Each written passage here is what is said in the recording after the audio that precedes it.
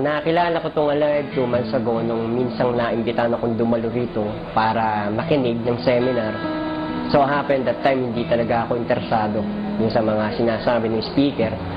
Hanggang after 2 months, tinawagan ako ng misis ko dahil nagtatrabaho ko as a reflexologist. Tinawagan niya ako, sabi niya yung anak ko may sakit, ninalagnan. So umuwi ako mula sa trabaho, papunta sa aming bahay at nakita ko yung anak ko talaga na inaapoy ng lagnat. So dinala namin siya kinabukasan ng umaga sa doktor, isang private clinic. Ang sabi tonsil lang. So naniwala kami, minom siya ng mga antibiotics.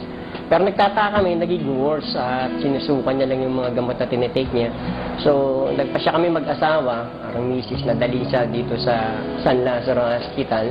Unfortunately, pagdating doon, inadmit niya siya dahil nagsisimula na bumagsak ang kanyang platelet from 166 na bumaba siya ng 66. So, inadmit siya. Day 1, medyo okay pa siya. Kumakain pa ng konti. Pero after 2 days, hindi na siya talaga tumitikim kahit tubig, hindi na siya nagtitake ng kahit ano. So ang ginagawa lang talaga ng hospital ay magkabit ng dextrose sa kanya. Doon lang kami umaasa dahil naramdaman namin na de-dehydrate yung bata. So sinisikap lang namin siya unang paunti-unti. Sabi ko talaga sinusuka niya. Hanggang sa pang 5 days na sa hospital, isang doktor yung nakatingin sa itsura niya dahil may pumasok na isang batang dengue patient din. Nakita yung kaibahan ng anak ko doon sa batang pinasok na mas bagsak talaga siya yung anak ko. So, nung pinapulse na siya, pinupulsan yung kanyang paa, yung kanyang kamay, napaka-weak, napakahina na. Kaya nagsimula ng doktor magtawag ng mga nurse para yung anak ko ay ipasok sa ICU. So, nung nasa ICU na siya, nag-uusap kami mag-asawa dahil nung time na yun ako nagbabantay sa kanya. Ang nangyari ay inihahanda kami ng doktor for blood transfusion. So pinaganap ako ng donor, 2 taong donor para sa 2 bag na dugo. So happened that time wala kami makuha, wala kaming pera. So ang babalikin nurse, ang tinatanong sa amin, nag-bleed na ba? Pero wala nga dugong lumalabas. Maliban sa pumutok na yung mga labi niya, doon nagkaroon ng mga konting dugo-dugo siya. At tinatlo yung swerong kinabi sa kanya. Maraming mga ginamit na gamot, puro IV o intravenous na tinatawag, sinasaksa sa swero. Kaya lang, talagang walang nag-effect. Gumamit na rin kami ng herbal at mga ilang mga produkto na inire-recommenda sa amin, isinusuka lang ng bata. So nag-iisip na ako, nung kinunan siya ng dugo, mula doon sa ringgila, nakita ko kung paano kinuha ng medtech yung dugo, napakalapot niya at maitim-itim.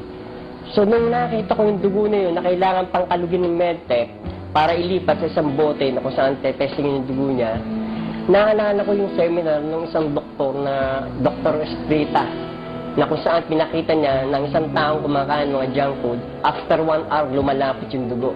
At ipinakita niya from that demo na nag-take yung matanda ng isang capsule ng Alive.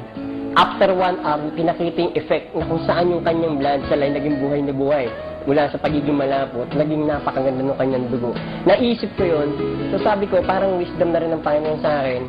In that particular time na nasa critical na kalagayan ako, naisip ko, bumili ng Alive capsule. Nung dumating ang misis ko, wala siyang dalang pera, kundi 700, hiniram ko yung 500 niya at medyo parang dalawang isip pa nga dahil wala na talaga kaming pera. Ang aming pag-asa na lang ay salinin siya ng dugo na talagang laban yung loob ko dahil alam ko magiging effect sa bata ng pagsasalin ng dugo, hindi rin mabuti.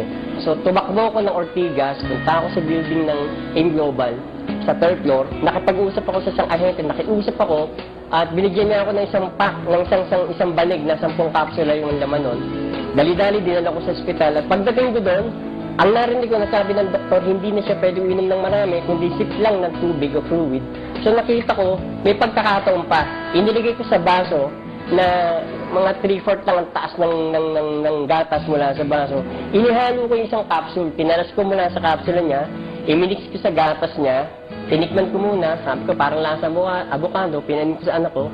At after 1 hour talaga, nakatutok lang ako sa skin niya, sa labi niya kung ano mangyayari. Yung unang 1 hour na yon, parang walang effect. Maliban sa nakita ko yung labi niya mula sa pulang-pula, naging parang medyo orange siya. Sabi ko, parang pero sabi ko, hindi ako naniniwala walang mangyayari dito. So after 3 hours, pinainom ko uli siya, the same method, pinansip ko lang sa kanya, At nung hindi siya nagsusuka, natuwa ako. So tinuloy ko ulit after 3 hours noon, hanggang 5 o'clock in the morning, nag-start kami ng treatment ng 5 o'clock ng hapon. 5 o'clock in the morning, nakakaapat na kapsula siya. Paggising niya, humingi siya ng isang basong gatas, humingi siya ng pagkain at nakita ko kung paano siya talaga nabuhay, nagsigla yung katawan niya. Ang nakita kong effect talaga ng Alive, una, yung color ng skin niya. Nakita ko kung paano umepekto yun sa dugo. Pangalawa, yung appetite niya, talagang nabuhay appetite niya, kumain siya. At mula doon sa oras na yun, nalasing ko ng madaling araw, hanggang alas 12, maniniwala ako sa hindi, maraming pwede magpatotoo sa amin, sa mga kasama namin doon sa ICU. Yung anak ko, nasa ICU, pero nag-breakdown na siya. So, ganun ka-tremendous yung pangyayari mula nung mag-take siya ng Alive. Naniniwala ako na yung Alive capsule ay ginamit na instrumento ng Diyos.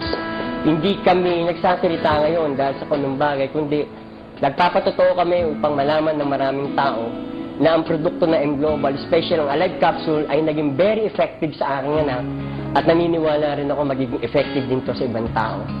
Alive,